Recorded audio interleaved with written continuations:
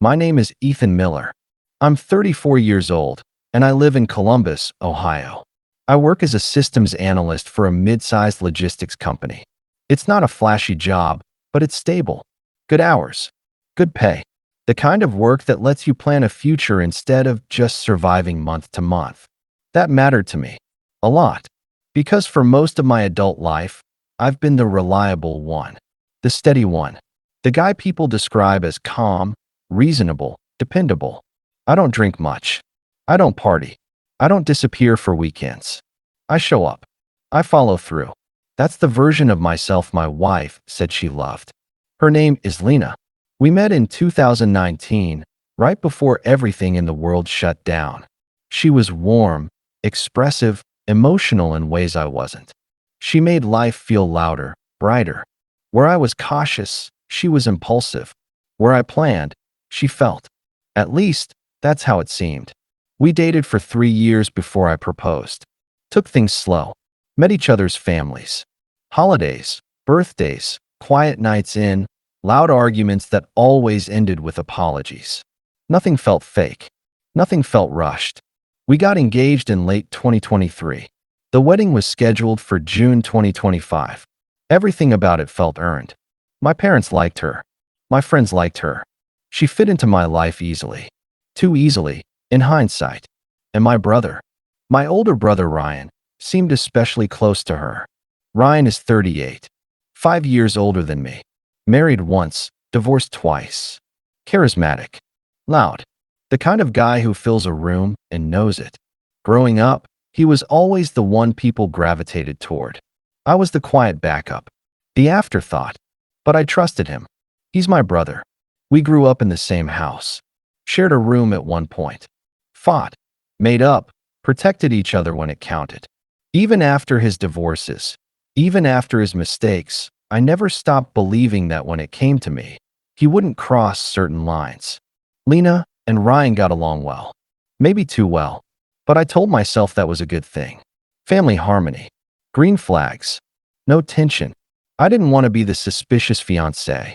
I didn't want to be insecure. So I ignored the small things. How she'd text him memes. How she'd laugh a little louder at his jokes. How he'd always find a reason to drop by when I wasn't home. Nothing concrete. Nothing provable. Just a feeling I kept pushing down. By early May 2025, everything was ready. Venue booked. Guests confirmed. Suits fitted. Final payments made. We were 3 weeks away from the wedding. Then, 2 days before the ceremony, something happened that split my life into a clear before and after. I was in our apartment, finishing some last-minute paperwork for the honeymoon. Lena was out running errands. Her words. Her laptop was on the kitchen table. Open. Plugged in. I wasn't snooping. I wasn't looking for anything. I just needed to print a copy of our travel itinerary. That's when I saw the file. A PDF. Recently opened. The title had her full name on it. And one word that made my stomach drop instantly. Pregnancy. I stared at the screen longer than I want to admit, telling myself there had to be another explanation. A test from years ago. A medical article. Something harmless. But when I opened it, there was no ambiguity. Lab results. Recent date. Positive. My hands started shaking. Because there was one thing I knew for a fact. The child wasn't mine. We hadn't been trying.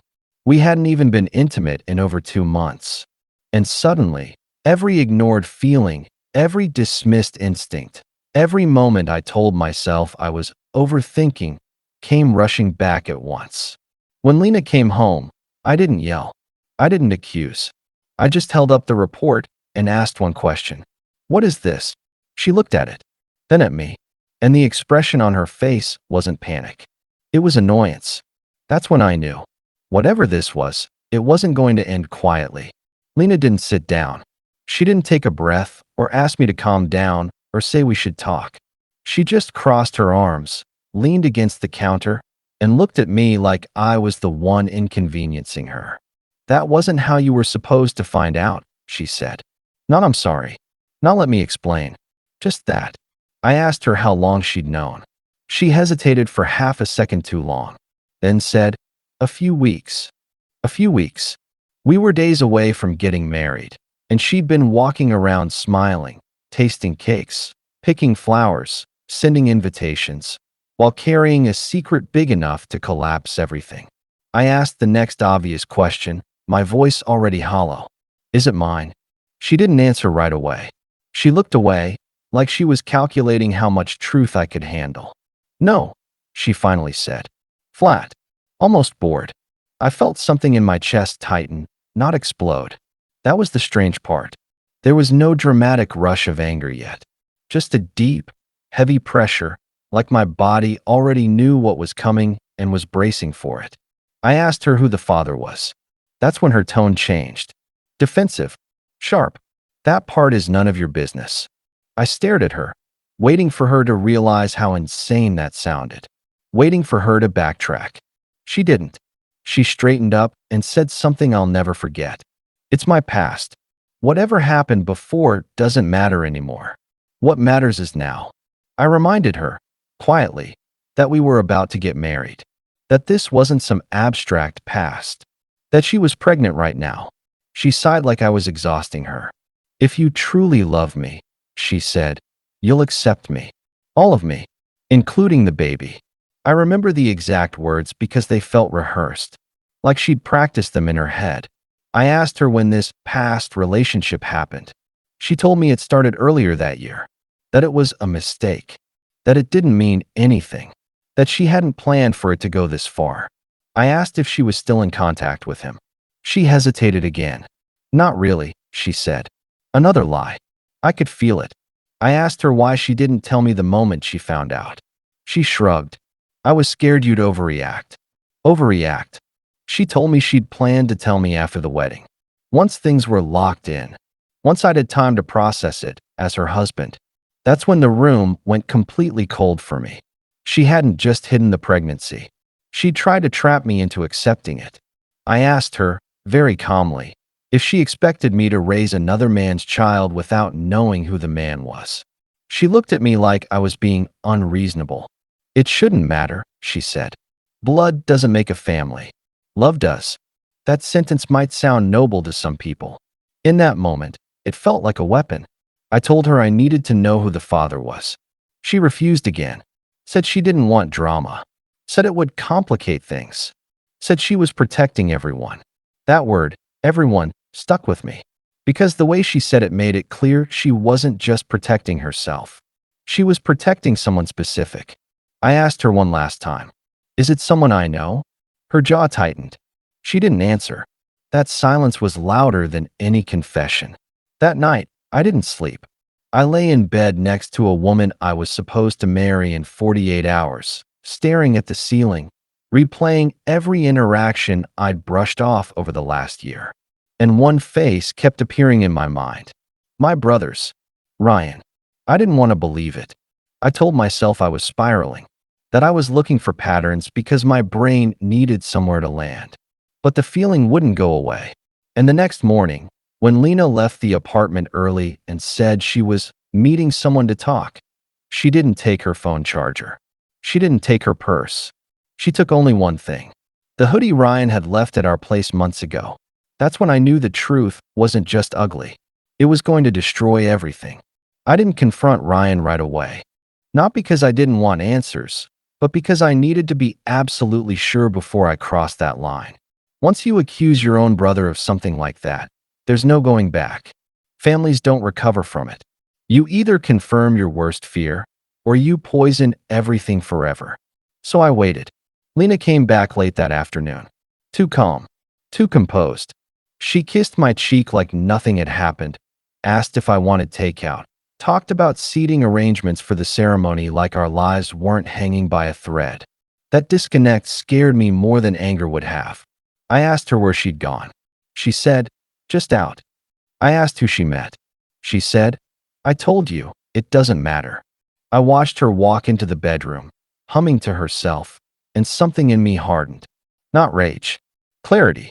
That night, while she slept, I did something I'd never done in our entire relationship. I checked her phone. I didn't feel proud of it. I didn't feel justified either. I just felt tired of being the only honest person in the room.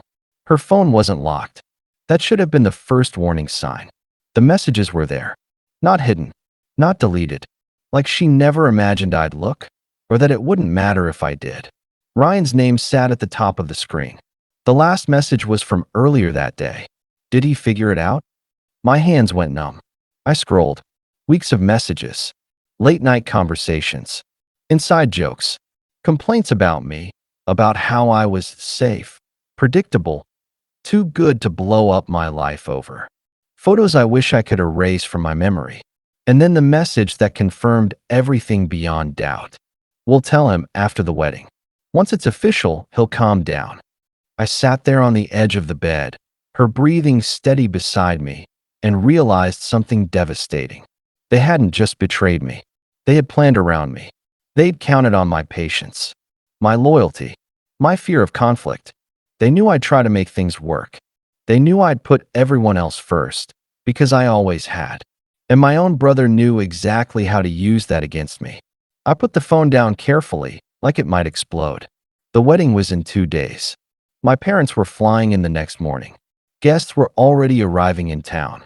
Deposits were paid. Venues locked. 100 people ready to celebrate a lie. I didn't scream. I didn't wake her up. I went into the living room, sat on the couch, and stared at the wall until the sun came up. At some point, my anger finally arrived, but it wasn't loud.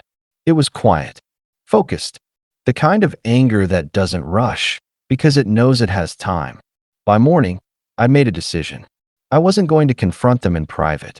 I wasn't going to beg for honesty. And I wasn't going to quietly walk away and let them rewrite the story. If they wanted to turn my life into a spectacle, then they were going to stand in it too. I texted Ryan. We need to talk. Today. He replied within seconds. About what? I stared at the screen and typed back. You know exactly what. 3 dots appeared, then disappeared, then appeared again. Finally, he wrote, let's do this after the wedding. Don't make things messy. Messy. That word sealed it. Because if there was one thing I'd learned by then, it was this. People who ask you not to make things messy are usually the ones who already have blood on their hands. I agreed to meet Ryan that afternoon. Not because I wanted his explanation, but because I wanted to see his face when he realized I already knew everything. We met at a bar we used to go to years ago. Same place we'd celebrated his first promotion. Same place he'd cried after his first divorce. Somewhere that used to mean brotherhood. He was already there when I arrived. Relaxed. Confident. Beer in hand. Man, you look rough, he said, like we were talking about work stress. Weddings will do that. I sat across from him and didn't say anything. That threw him off. After a few seconds, he leaned forward. So, what's going on? I asked him one simple question. How long? His eyes flickered. Just for a moment. But it was enough. How long what? He tried. I pulled out my phone and slid it across the table. The messages. The dates. The photos. All of it. His face drained of color. He didn't deny it. Didn't even try. He leaned back, exhaled slowly, and said, okay, listen. That word, listen, almost made me laugh. He told me it just happened, that it started as emotional support, that Lena felt lonely, that I was always working, that he never meant for it to go this far. Then he said the thing that finally snapped something inside me. She was going to tell you. After the wedding. We thought it would be easier that way. Like this was a group decision. I asked him if he knew she was pregnant. He nodded. Asked him if he knew the baby was his. Another nod. Asked him if he planned to tell me. He hesitated. Then said, eventually. Eventually. I stood up so fast the chair scraped loudly against the floor. People looked over. I didn't care. That's my wife, I said. My voice was steady, but low. Dangerous. That was my future. And you plan to hand me your child and let me raise it like a favor. He stood too, palms out. Bro, calm down. You're overreacting. Overreacting. That word again. I told him I was calling off the wedding. He panicked. No, don't do that, he said quickly. You'll destroy everything. Mom, Dad, the family. This will tear them apart. I looked him straight in the eyes and said, you already tore it apart. I'm just not covering for you anymore. He begged me to keep it quiet. Said Lena was fragile. Said stress could hurt the baby. Said I should be the bigger person. I realized then that he wasn't afraid of losing me. He was afraid of being exposed. I walked out without another word. That evening, Lena came home glowing. She started talking about last-minute vows, about how lucky she felt, about how excited she was to start our life. I let her talk. Then I told her the wedding was off. Her smile froze. "What do you mean, off?" she asked, like I'd mispronounced something. "I mean there is no wedding," I said. "Not tomorrow. Not ever." She laughed. A short, sharp sound. "Ethan, stop. You're being dramatic." I told her I knew about Ryan. Everything. The color drained from her face. She didn't cry, didn't apologize. She went straight to anger. "You invaded my privacy," she snapped. "That's unforgivable." That's when I knew there was nothing left to save. She told me I was selfish, that I was ruining her life, that I was abandoning her when she was pregnant, that I was heartless for not stepping up for the baby. I told her I would never raise my brother's child under a lie. She said, "So you're just going to walk away?" I looked at her and said, "You walked away first." I just stopped pretending. She packed a bag that night and left. The next morning, what was supposed to be my wedding day, I woke up alone in a silent apartment, with my phone exploding from missed calls. From my parents. From her parents. From Ryan. Because Lena had finally told her version of the story. And now, the whole family wanted answers. By noon, my phone was unusable. I stopped counting after 30 missed calls. My mother left voicemails crying, asking what happened, begging me to call her back. My father's messages were shorter, more controlled, telling me I needed to explain myself immediately. Lena's parents alternated between confusion and accusation. And Ryan, my own brother, kept calling like nothing had changed, like persistence alone could undo what he'd done. I didn't answer anyone. Not yet. Because for the first time in my life, I wasn't going to let other people rush me into silence or forgiveness just to keep things comfortable. Around 2 in the afternoon, my parents showed up at my apartment. They didn't knock. My mom still had a spare key. They walked in like this was an emergency, and to them, it was. The wedding venue had been calling. Guests were confused. Family members were asking questions they didn't have answers to. My mom looked at me like I'd physically hurt her. "What did you do?" she asked. Not what happened. Not are you okay. Just what did you do? I told them everything. Not the emotional version. Not the dramatic version. Just facts. The pregnancy. The timing. The messages. Ryan. My father sat down slowly, like his legs had stopped working. My mom kept shaking her head, whispering, "No, no, that can't be right." Like denial could rewrite reality.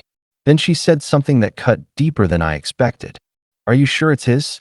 I stared at her. Not "Are you okay?" Not "I'm sorry this happened to you." Just "Are you sure?" I showed them the messages. There was no room left to doubt. The room went quiet. And then, unbelievably, my mother said, "Well, what's done is done." I felt my chest tighten. She went on, carefully choosing her words. "She's pregnant. Ryan made a mistake. But this doesn't have to destroy the family. People will talk, but they'll forget.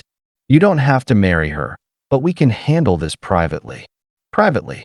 I asked her what that meant. She said Ryan would step up. That Lena and Ryan could figure something out. That I didn't need to make it worse by dragging it out in public. I realized then that they weren't asking me to heal. They were asking me to disappear quietly so the family image could survive. I asked my father what he thought. He didn't look at me when he answered. "This is complicated," he said. "But Ryan has always been impulsive. You know how he is." I laughed. I couldn't stop myself. "So that's it?" I asked. "He destroys my life, and I'm supposed to be understanding because that's how he is?" My mom reached for my hand. "You've always been strong. We know you can handle this." That sentence did it. Because what she was really saying was, "You're the one who can absorb the damage." I stood up. I told them I wasn't covering for anyone. Not Ryan. Not Lena. Not them. I told them I had already contacted the venue, canceled everything in my name, and documented the reason. I told them I'd sent a message to Lena's parents explaining exactly why the wedding was off. And I told them I wasn't going to lie if anyone asked me what happened. My mother started crying then. Real crying. My father finally looked at me and said, "If you do this, the family may never be the same." I looked back at him and said, "It already isn't. I'm just the only one being honest about it." They left without another word. That evening, Ryan showed up. He didn't knock either. He barged in like he still belonged there. He tried anger first. Accused me of overreacting. Said I was ruining lives. Said Lena was terrified. Said the stress could hurt the baby. Then he tried guilt. "You're really going to let your nephew grow up without stability?" he asked. That was the moment I stopped seeing him as my brother. I told him, calmly, that he would never step foot in my home again. That I wanted no contact. That if he tried to involve me in any way, financially, emotionally, legally, I would make everything public. Every message, every date, every lie. He looked at me like he was seeing a stranger. Then he said something I'll never forget. "You think you're better than us." I replied, "No, I just refuse to become like you." He left after that. And for the first time since this all began, the apartment was quiet again. But the fallout wasn't over. Not even close. The next few weeks felt unreal, like my life had split into a before and an after without asking my permission. The wedding never happened, but the story spread anyway. Not because I posted anything. Not because I wanted revenge. It spread because when people ask why a wedding was canceled 2 hours before the ceremony, silence isn't believable. I told the truth when asked. Calmly. Without insults. Without exaggeration. And the truth was enough. Lena moved back in with her parents. I heard she tried calling me late at night more than once, but I never answered. There was nothing left to say.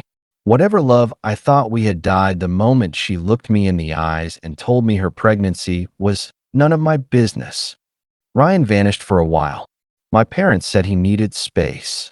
I didn't ask where he went. What surprised me most was how people reacted once they knew. Some relatives avoided me, clearly uncomfortable being reminded that loyalty has consequences. Others reached out quietly, telling me they were proud of me for not folding. A few admitted they'd always seen Ryan get away with things, but never thought it would go this far.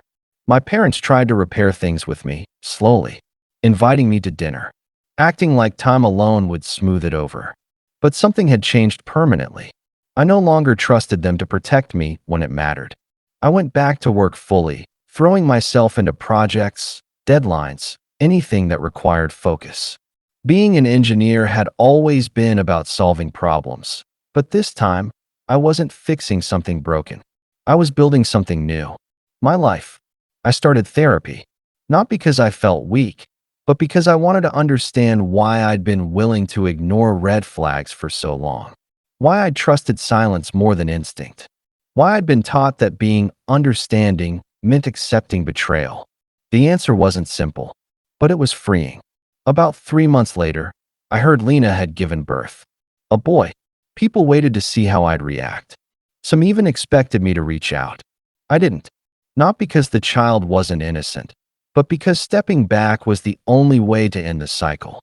I refused to become a background character in a story built on lies and guilt. Ryan eventually tried one last time to contact me. An email. Long defensive. Apologetic in words, but not in responsibility. He said he hoped one day I'd understand. I deleted it without replying.